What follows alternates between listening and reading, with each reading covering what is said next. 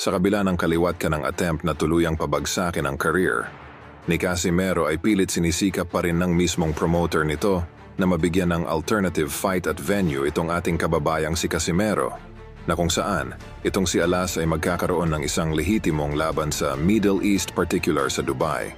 At nababalita na ito ay ikakasa sa featherweight division at sa ilalim ng co-promotion ng Saudi Arabian billionaire Turki Al-Sheikh.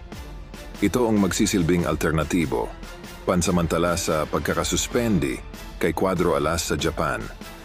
Alinsunod pa rin ito sa plano ng Treasure Boxing Promotion na maunahan ni Alas itong si Naoya Inoue sa pagkuha ng isang major belt sa featherweight. Kumbaga ang tuluyang pag-akyat ni Casimero sa featherweight ay isang win-win situation.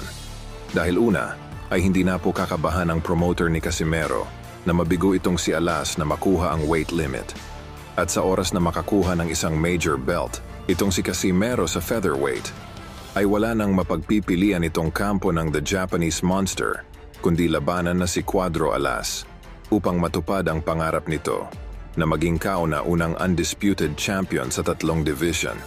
Ang nalalapit na pagpirma ng exclusive fight contract ni Casimero para sa posibleng laban nito sa Dubai ay inaasahan na matutuloy sa susunod na buwan.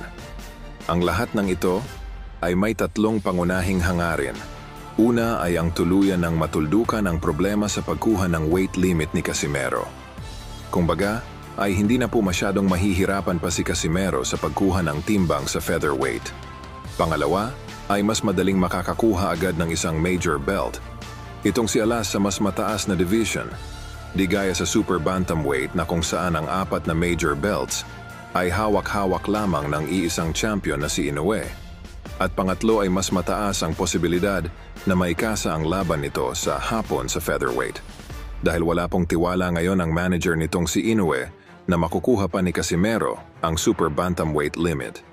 Sa madaling salita, ay kailangan pong magkampiyon ni Cuadro Alas sa featherweight para sa oras na umakyat na ng division ang nasabing hapon para sa pangarap nitong maging 3 division undisputed champion. Ay wala na itong magagawa pa kundi harapin at labanan si Casimero.